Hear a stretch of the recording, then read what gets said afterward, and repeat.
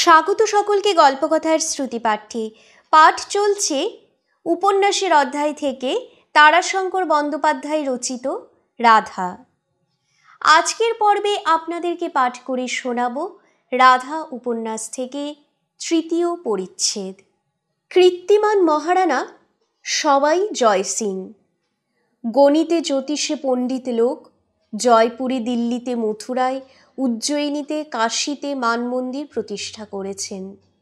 সংস্কৃত ভাষার অনুরাগী এবং পৃষ্ঠপোষক, শাস্ত্রপরায়ণ এবং সত্যসন্ধানী গোবিন্দজিকে জয়পুরে নিয়ে গিয়ে দেশের বৈষ্ণবাচার ও ধর্মের অবস্থার দিকে তাকিয়ে ভ্রুকুঞ্চিত করলেন। চিত্তপীড়িত হল বাংলাদেশে এবং বাংলাদেশের পরকীয়া তত্ত্বের ব্যাখ্যায় পূর্ণ চৈতন্যময় পুরুষের উপাসনায় এ কি বিকৃতি, এ যে ব্যভিচার। পণ্ডিতদের নিয়ে তিনি বিচার করলেন। সমগ্র ভাগবতের প্রতিটি শ্লোক বিশ্লেষণ করে বিচার করে পরকীয়া মতকে খণ্ডন করে তিনি স্বকীয়া মতের প্রতিষ্ঠা চাইলেন। বহুবল্লভকে শুধু শ্রীবল্লভ হিসেবে দেখতে চাইলেন। গোপীজন মনোহারীকে রাধাপ্রেম পরায়ণতার কলঙ্কমুক্ত করবার সংকল্প করলেন।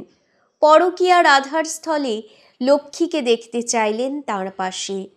বহু সতর্ক বিচারের পর মত খাড়া হল। মহাপণ্ডিত কৃষ্ণদেব হলেন সে মতের ধারক। বৈষ্ণব ধর্মের সংস্কার হবে, প্রথমেই বিচার হলো বঙ্গদেশীয় মতাবলম্বী জয়পুরবাসী পণ্ডিতদের সঙ্গে। তাঁরা হার মানলেন, বিচারপত্রে স্বকীয়া মত স্বীকৃতির স্বাক্ষর দিলেন। তারপর মহারানা পণ্ডিত কৃষ্ণদেবকে পাঠালেন দিগ্বিজয়। মতকে প্রতিষ্ঠিত করতে হবে, সর্বাগ্রে জয় করতে হবে বঙ্গদেশ। কলিতে বৈষ্ণব ধর্মের মুরলী তার দাপরের কেন্দ্র বৃন্দাবন ও যমুনা তট থেকে স্থান পরিবর্তন করে বঙ্গদেশী নবদ্বীপের গঙ্গা তটে এসে নূতন সুরে বেজেছে, আজু কে গো মুরলী বাজায়, এ তো কভু নহে শ্যামরায়। সে গৌরতনু বৃন্দাবন চন্দ্রের নবভাব বিগ্রহ আবির্ভূত হলেন নবদ্বীপের সচিমাতার কোলে পণ্ডিত জগন্নাথ মিশ্রের ঘরে। সকল শাস্ত্র, সকল পাণ্ডিত্য অর্জন করে দিগ্বিজয়ী পণ্ডিতদের পরাভূত করেও অবশেষে একদা নিজেকে যেন বিদীর্ণ করে নবভাবে নিজেকে প্রকাশিত করলেন। যেন খনির কঠিন প্রস্তরময় দেহ দীর্ণ করে জ্যোতি বেরিয়ে এলো। জ্ঞানতত্ত্বের ব্রহ্মকমণ্ডল থেকে গঙ্গা স্রোতের মতো উচ্চারিত হলো ভক্তি ও ভাবরসের সুরধ্বনি। বিশ্বব্রহ্মাণ্ডে পুরুষ সেই এক প্রেমময় পরম পুরুষ। ভজনা করো তাকে। উন্মত্ত ভাবাবেগে বের হলেন নবদ্বীপের নিমাই। নিমাই নয়, লোকে প্রত্যক্ষ দেখলে জীবন চৈতন্যের বিশাল স্রোত। ভেসে গেল দেশ, ভেসে গেল জীবন। সেই নবভাবেই বৈষ্ণব ধর্মে নূতন প্রাণ সঞ্চারিত হয়েছে। নূতন গৌমুখী নবদ্বীপ, অথবা বলা যায় জহ্নুমণির আশ্রম।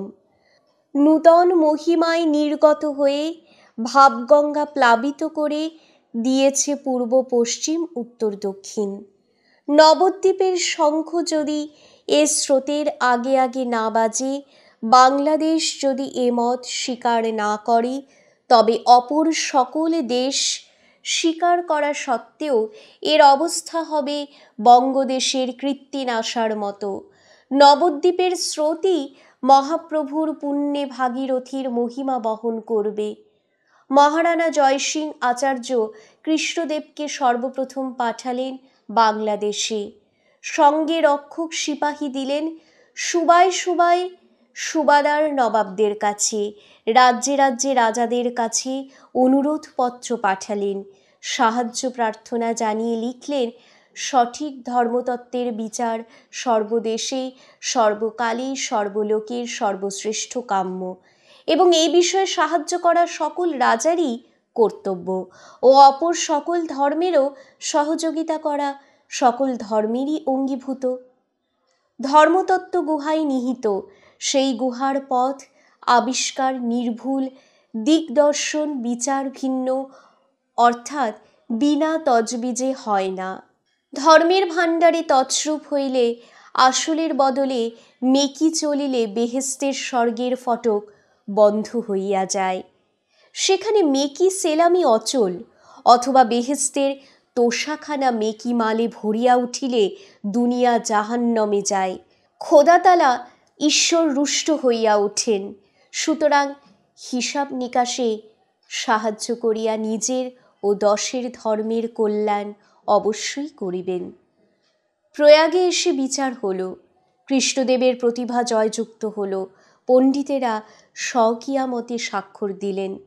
সেখান থেকে স্থলপথ ছেড়ে নৌকো নিয়ে গঙ্গার স্রোত পথে নবদ্বীপ যাত্রা করেন। পথে কাশী, ভারতের সর্বময় সর্ববিদ্যার মহাকেন্দ্র, এখানেও বিচার সভা বসল। কাশীর গঙ্গার ঘাট অতীত ভারতের সর্বপ্রাচীন বিশ্ববিদ্যাপীঠ। এত বিচার, এত গবেষণা, এত দীক্ষা, এত উপলব্ধি, জ্ঞানে ধ্যানে এত আবিষ্কার পৃথিবীর আর বোধ করি কোথাও হয়নি। আচার্য কৃষ্ণদেব ঘাটে পূর্বাশ্ব হয়ে জাহ্নবীকে সম্মুখে রেখে আসন গ্রহণ করলেন। আশেপাশে বসল শিষ্যরা, আর তাঁর দক্ষিণে বামে উত্তর ও দক্ষিণ মুখে বসলেন কাশীর বৈষ্ণবাচার্যেরা। দৃষ্টির সম্মুখে অনন্ত পুণ্যস্রোতা সুরধ্বনি। বিরাট ঘাট জনসমাগমে পূর্ণ, কিন্তু স্তব্ধ। শুধু গঙ্গাস্রোতের কলকল শব্দ উঠছিল।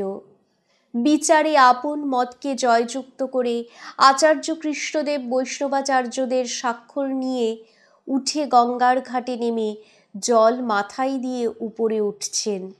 এক শ্যামবর্ণ কান্তিমান নবীন যুবক তাঁর সম্মুখে হাত জোড় করে দাঁড়ালো। মুণ্ডিত মস্তক, মধ্যস্থলে সুপুষ্ট শিখাগুচ্ছ, কপালে তিলক, বুকের উপর দুলছে তুলসীর মালা। বললে, আপনার সঙ্গে বঙ্গদেশ বিজয়ী সঙ্গী হতে চাই। আচার্য তার মুখের দিকে চেয়ে তার কান্তিতে মুগ্ধ হয়ে বললেন, এসো, গ্রহণ করছি তোমাকে, দীক্ষা নাও আমার কাছে। সেই যুবকেই এই নবীন সন্ন্যাসী। বুকে তার মায়ের সারা জীবনের বঞ্চনার বেদনা সঞ্চিত হয়ে রয়েছে ভূমিকম্পের কঠিন চাপে প্রস্তরীভূত মৃত্তিকার স্তরের মতো।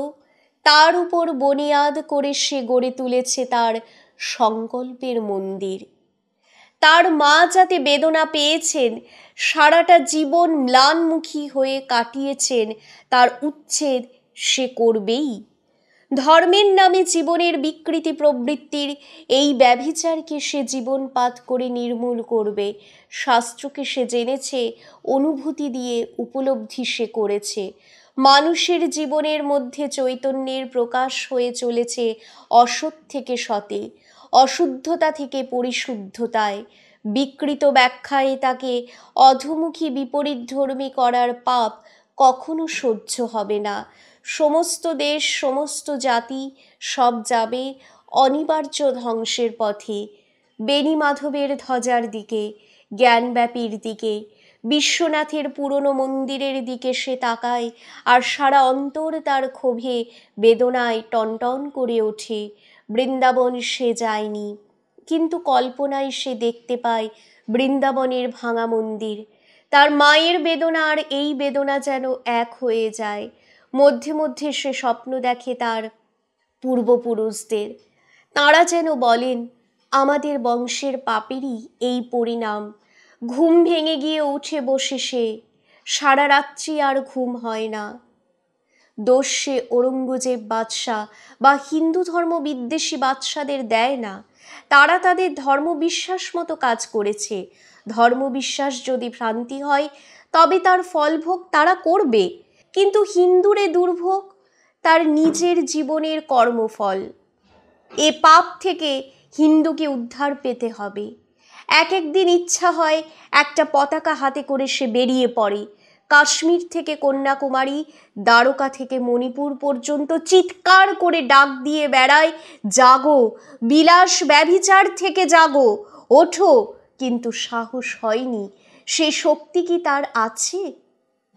সেদিন দশাশ্বমেধ ঘাটে আচার্য কৃষ্ণদেবের ক্ষুরোধার যুক্তিতর্কের দীপ্তি দেখে বঙ্গদেশানুসারী বৈষ্ণব পণ্ডিতদের অসহায় অবস্থা এবং পরাজয় দেখে তার অন্তরাত্মা বলে উঠল, এই তো পেয়েছি নবগঙ্গার স্রোতধারা, এরই সঙ্গে মিশিয়ে দেই আমার জীবনের স্রোতটুকু, প্রবলতর হোক স্রোত।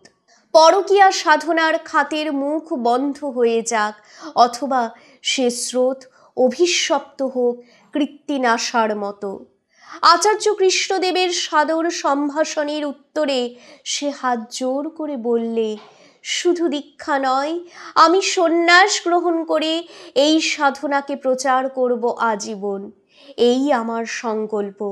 কৃষ্ণদেব বললেন, আমি সংসারী, আমি তো সন্ন্যাস দীক্ষা দিতে পারবো না, আমার তো অধিকার নেই। দৃঢ় কণ্ঠে নবীন ব্রহ্মচারী বললে, তাহলে দীক্ষা থাক, আপনার কাছে আমি শাস্ত্রতত্ত্বে শিষ্যত্ব গ্রহণ করছি, আমাকে শাস্ত্র শিষ্য হিসাবেই গ্রহণ করুন, সঙ্গে নিন আমাকে। এই দিগ্বিজয়ের অভিযানে সামান্য কিছু করতে পারলেও জীবন সার্থক হবে আমার। সস্নেহে তার হাত ধরলেন কৃষ্ণদেব। নবাব জাফর কুলি খাঁ কঠোর শাসক, হিসাব নিকাশ, অর্থনীতিতে, ভূমি ও রাজস্ব বিদ্যায় তিনি ছিলেন সুপণ্ডিত। সেই রাজস্ব আদায়ে তিনি ছিলেন অত্যন্ত কঠোর। বাংলার জমিদারদের ঔদ্ধত্য এবং অবাধ্যতা নিষ্ঠুর হাতে দমন করে রাজস্ব আদায় করেছিলেন, কিন্তু বিচারক হিসেবে ছিলেন ন্যায়পরায়ণ। কৃষ্ণদেব তাঁর দরবারে এসে মহারানা সবাই জয়সিংহের অনুরোধপত্র পেশ করতেই তিনি সসম্মানে গ্রহণ করে বললেন, মহারানার অনুরোধ আমি আমার পালনীয় কর্তব্য বলেই গ্রহণ করছি, এ আমার অবশ্য কর্তব্য। কৃষ্ণদেবকে বাসস্থান দিলেন, নবাবী ভাণ্ডার থেকে তাঁর সিধার ব্যবস্থা হলো। নবাব জাফর কুলি খাঁ সুবে বাংলার ফৌজদারদের মারফত বৈষ্ণব ধর্মের কুলপতি এবং সমাজপতিদের সিদ্ধান্তের এই বিচারে উপস্থিত হওয়ার জন্য অনুরোধপত্রের নামে পরওয়ানা পাঠালেন। শ্রীপাঠ, নবদ্বীপ, শান্তিপুর থেকে দিকে দিকে পত্র গেল। উড়িষ্যা পার হয়ে দক্ষিণে ত্রৈলঙ্গ দেশ পর্যন্ত গেল এর সাড়া। কয়েকজন ত্রৈলঙ্গ দেশীয় বৈষ্ণব পণ্ডিতও এসে উপস্থিত হলেন। বাংলাদেশেও পরকীয়া মতের বিরোধী স্বকীয়া মতের সমর্থক পণ্ডিত যাঁরা ছিলেন তাঁরাও এসে উপস্থিত হলেন। দিনাজপুরের শ্রীধর বিদ্যাবাগীশ এবং প্রাণনাথ রায় তাঁদের অগ্রণী। কৃষ্ণদেবের পাশে এসে দাঁড়ালেন তারা। নবদ্বীপের প্রধান আচার্য কৃষ্ণরাম ভট্টাচার্য ত্রৈলঙ্গী বৈষ্ণব রামজয় বললেন, ভালো, বিচার হোক। জাফর কুলি খান আদেশ দিলেন, দলিল লেখা হোক সর্বাগ্রে। দলিল লেখা হলো।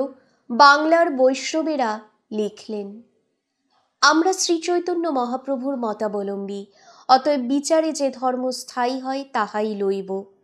এই মত করার হইল বিচার মানিলাম, তাহাতে পাতশাহী শুভা শ্রীযুক্ত জাফর খাঁ সাহেব নিকট দরখাস্ত হইল। তিহ কহিলেন, ধর্মাধর্ম বিনা তজবিজ হয় না, অতএব বিচার কুবুল করিলেন। সেই মতো সভাসদ হইল শ্রীপাঠ নবদ্বীপের শ্রীকৃষ্ণরাম ভট্টাচার্য ও ত্রৈলঙ্গ দেশের রামজয় বিদ্যালঙ্কার সোনার গ্রামের শ্রীরাম বিদ্যাভূষণ ও শ্রী লক্ষ্মীকান্ত ভট্টাচার্য, গহরহ শ্রী শ্রী কাশীর শ্রী হরানন্দ ব্রহ্মচারী ও নয়ানন্দ ভট্টাচার্য সাংমহলা। জয়পুরের আচার্য কৃষ্ণদেব প্রসন্ন গাম্ভীর্যের সঙ্গে বললেন, স্বীকার করছি। সাক্ষী মাথার উপর চন্দ্রসূর্য সাক্ষী সম্মুখে সমাসীন মতমন উল মুলক আলাউদ্দৌলা জাফর খাঁ নাসির জং মুর্শিদ কুলি খাঁ সুবে বাংলার দণ্ডমুণ্ডের মালিক, ধর্মের রক্ষক, যিনি যুদ্ধে বীর, পরোপকারে মুক্ত হস্ত, দানে হাতেম ও বিচারে নশেরুয়ার তুল্য। পরাজয় হলে আমি পরকীয়া মতকে স্বীকার করে এদের গুরু বলে মেনে নিয়ে দীক্ষা নেবার প্রতিজ্ঞা করছি। কৃষ্ণদেবের কণ্ঠস্বরের গাম্ভীর্যে বাগ্মিতায় চকিত হয়ে উঠল সভায় উপস্থিত আমির ওমরাহেরা। প্রদীপ্ত হয়ে উঠল তরুণ ব্রহ্মচারীর মুখ। আমির ওমরাহদের মধ্যে উপস্থিত ছিল তার জ্ঞাতিরা। কৃষ্ণদেব নিজের ধ্বজাটি দিলেন শিষ্যের হাতে। সে বহন করে নিয়ে গেল সেই ধ্বজা রাজসভা থেকে বিচার সভা পর্যন্ত। বিচার সভা বসল মুর্শিদাবাদে নয়, বসল মোকাম মালিহাটিতে, কাটোয়ার কাছে মালিহাটি। বৈষ্ণবাচার্য শ্রীনিবাস ঠাকুরের নাম মণ্ডপে অগ্রবর্তী হয়ে বসলেন শ্রীনিবাস ঠাকুরের বংশধর শ্রী রাধামোহন ঠাকুর।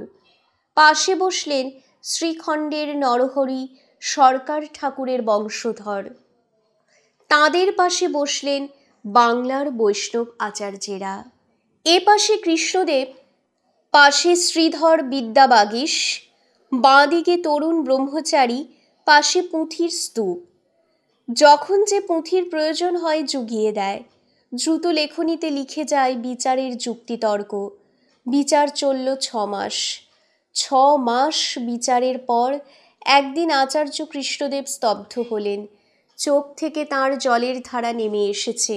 চৈতন্য স্বরূপ একমাত্র পুরুষের সেই বিশ্ববিমোহন মূর্তি তাঁর মনশ্চক্ষে ভেসে উঠেছে। বিশ্বব্রহ্মাণ্ডের প্রাণশক্তি রাধার মতো তাঁর বাঁশি শুনে পাগলিনী। বিরহে ব্যাকুল, সুখ নাই, সান্ত্বনা নাই, তৃপ্তি নাই। ওই মোহন বাঁশুরিয়াকে না পেলে সব শূন্য, সব শূন্য, সব শূন্য। সেই একমাত্র আপন, কিন্তু সে আপনার নয়, নিজস্ব নয়। বস্তুময় সংসার শতবন্ধনে বেঁধে রেখেছে প্রাণরূপিণী নায়িকাকে। তাঁকে অভিসার করতে হয় গোপনে। নিশীথ রাত্রে বর্ষণমুখর দুর্যোগের মধ্যে ওদিকে বাঁশুরিয়ার বংশীধ্বনির আর বিরাম নাই। তিনিও ব্যাকুল, অধীর। প্রাণময়ী রাধা ছাড়া তাঁর লীলা ব্যাকুলতার পরিতৃপ্তি কোথায়? নাম সমেতং কৃত সংকেতং বাদয়তে মৃদু বেণুম বহুমনুতে নৌনুতে তনুসঙ্গত পবন চলিতমপি রেণুম। কবিরাজ গোস্বামী জয়দেবের পদাবলীর মধ্য দিয়ে পরকীয়া বৈষ্ণব ধর্মতত্ত্বের সেই আহ্বান প্রাণ রাধাকে স্মরণ করিয়ে দিচ্ছেন। তিনি তোমাকে ডাকছেন, তোমাকে ডাকছেন। বাঁশি বাজে ওই শোনো, তিনি তোমার বিরহ ব্যাকুল। কাল চলে যায়, শতবন্ধনে বাঁধা মানুষ, মিথ্যা অভিমানে অধীর মানুষ। রাত্রি যায়, আমার কথা রাখো, ওই পথযাত্রা করো। তিনি তোমারই অনুরাগী, ওগো শুধু তোমারই অনুরাগী। কুরু মম বচনং সত্তর রচনং পুরয় মধুরিপু কামম। জীবন এবং চৈতন্য স্বরূপের এই লীলা মাধুরী পরকীয়া ভাবের মধ্যেই প্রকাশ পেয়েছে সেই সৃষ্টির আদি মুহূর্ত থেকে। এই হলো পরম সত্য। স্বকীয়া ভাবের মধ্যে এর রসাস্বাদন সম্পূর্ণ হতে পারেনি বলে স্বয়ং লক্ষ্মী রাধারূপে অবতীর্ণা হলেন। রাধামোহন ঠাকুর রাধাতত্ত্বের নিগূঢ় রহস্য ব্যক্ত করলেন। আচার্য কৃষ্ণদেব একদা বৈকুণ্ঠে লক্ষ্মী নিজে বললেন, প্রভু, আমি তো তোমার সর্বেশ্বরী, তোমার পরম সান্নিধ্যে অহরহ আমার অবস্থান। আমাকে ধারণের জন্য তোমার ওই বক্ষস্থল উন্মুক্ত প্রসারিত, কিন্তু কই, এই পাওয়ার মধ্যে তো পরিপূর্ণ তৃপ্তি পাচ্ছি না।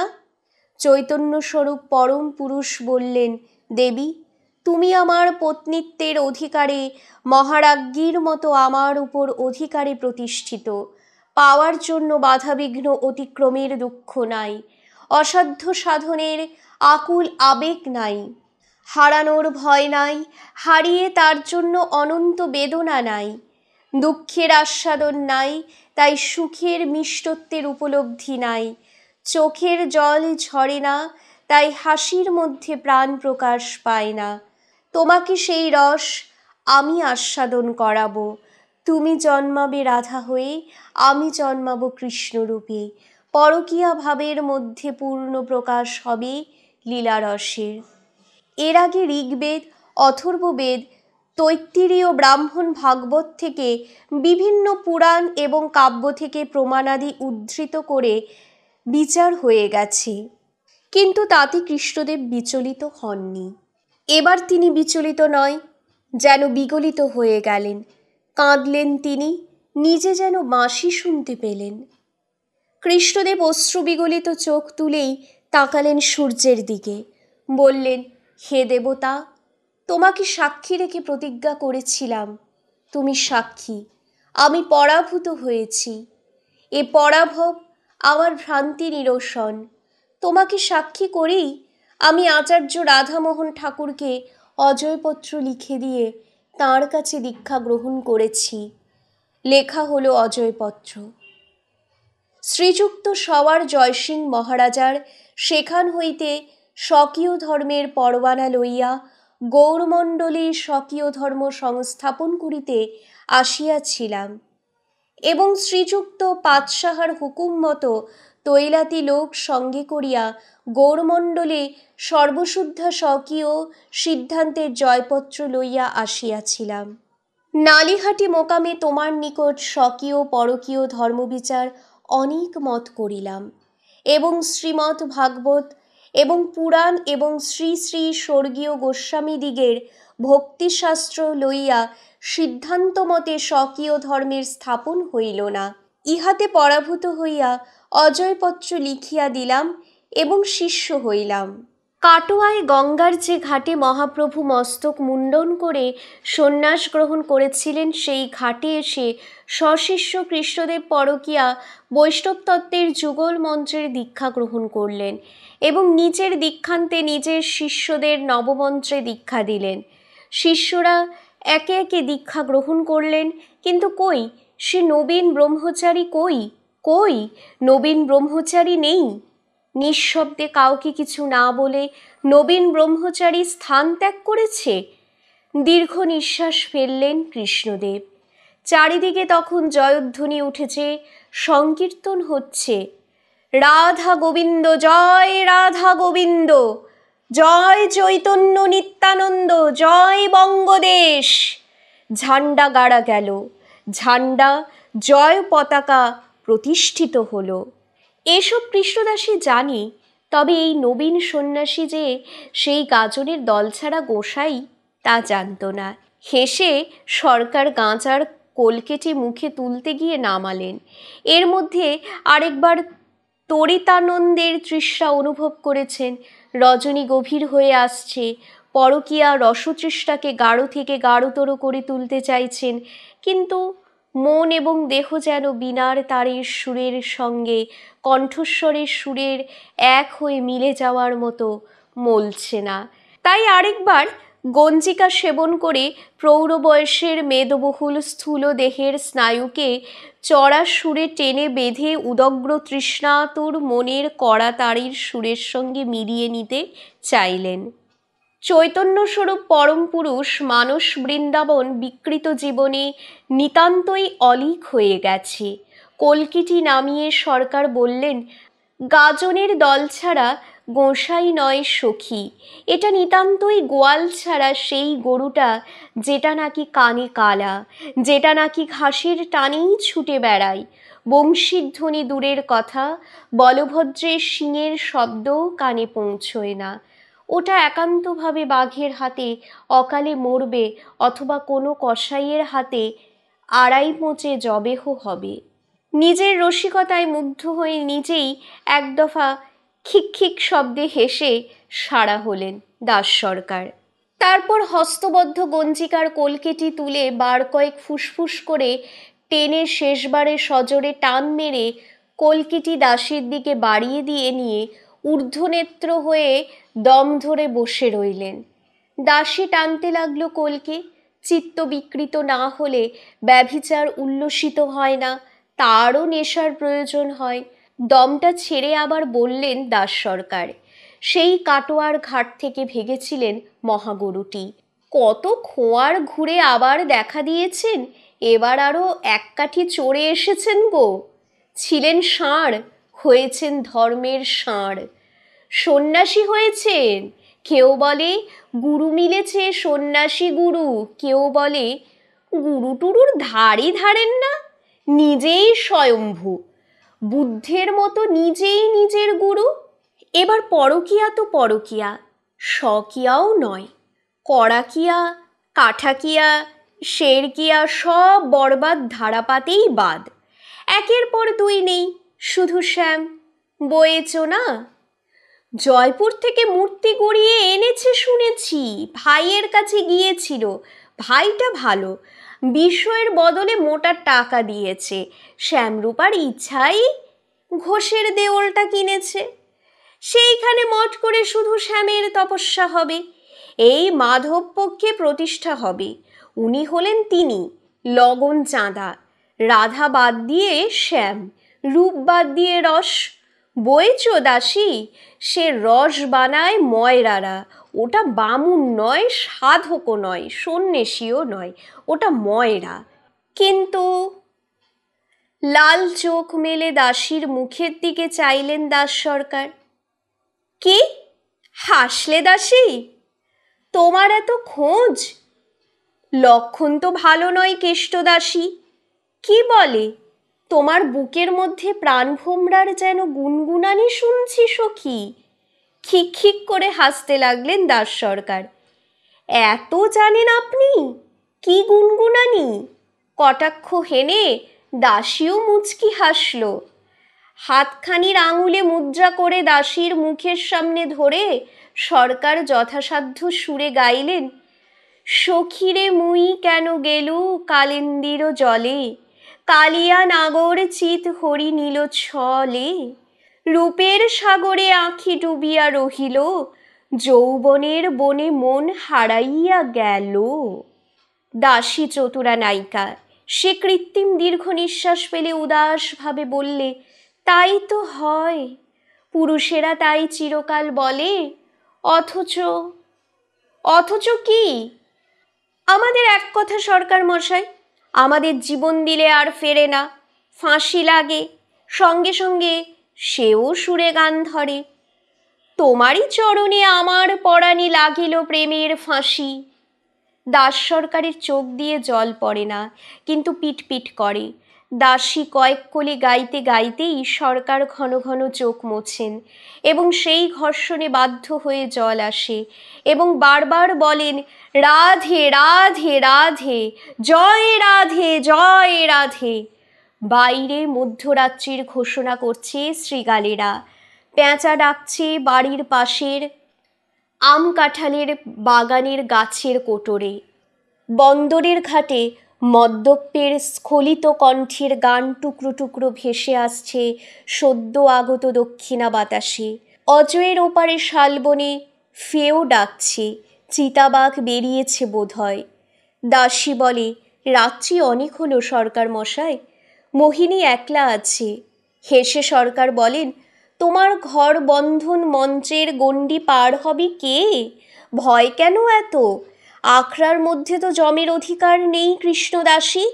তার উপর যে পাহারা রয়েছে কেলে সর্দার, কোনো ভাবনা নেই। কৃষ্ণদাসী চমকে উঠল। কেলে সর্দারকে পাহারা রেখেছে? কে রেখেছে? অক্রূর? কেন? ভুরু দুটি তাঁর কুঁচকে উঠল। বলল, কেলে সর্দারকে পাঠিয়েছে অক্রূর? মোহিনীকে আগলাতে, না আমাদের উপর নজর রাখতে? না না না না, অক্রূর পাঠাইনি, দিব্যি করে বলছি। সে ব্যাটার মোহিনীকে মনে ধরেছে, কিন্তু মনের টান ওইসব বুনো জাতের মেয়েদের উপর বেশি। পাঠিয়েছি আমি কৃষ্ণদাসী। তোমার মন্ত্রতন্ত্র আখড়ার মহিমা সবই জানি, তবু বয়েছ না, এমন একটা লোক পাহারা দিলে অনেক নিশ্চিন্তি। ব্যাটাকে বলেছি 3 জন সাকরেদ নিয়ে গাছের উপরে বসে থাকবে। আর বয়েছ কি না, তুমি এসেছো আমার কুঞ্জে, এ সময় আখড়ায় কিছু ঘটলে দুঃখ তুমি পাবে, কিন্তু আমার সে অপবাদের সীমা থাকবে না গো।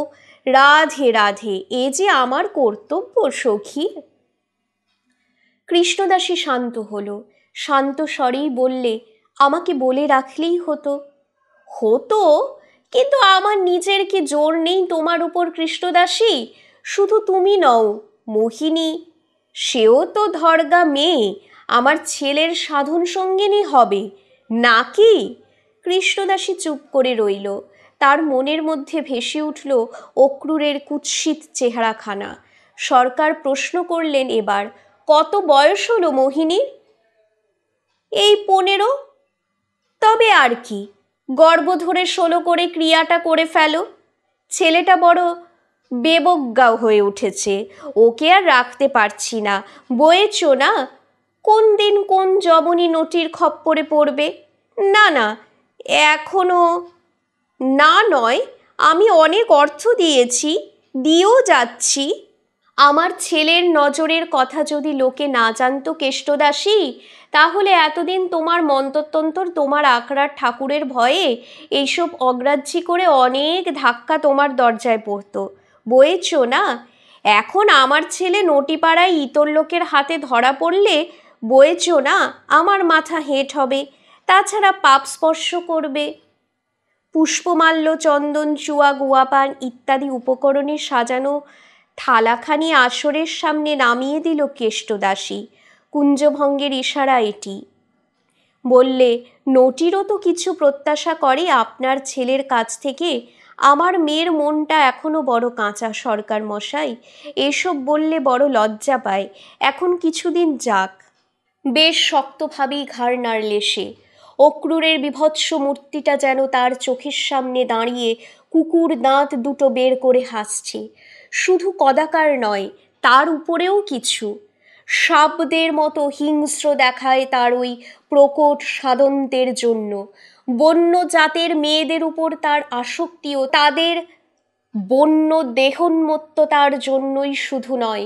কৃষ্ণদাসী শুনেছে ওই মেয়েগুলোর সঙ্গে সমানে সে তাদের রান্না করা মাংস গেলে গোগ্রাসে, তাদের সঙ্গে তাদের তৈরি দেশি পচাই মদ্যপান করে, আহার করে শূকরের মতো, ভালুকের মতো রোমশ দেহ, কর্কশ স্থূল, রসিকতায় কৌতুকে মুখখানায় মুহূর্তে যেন বানরের মুখের সাদৃশ্য ফুটে ওঠে, চিৎকার করে গর্ধবের মতো, কিন্তু ক্রোধে সে বাঘের মতো ভয়ঙ্কর।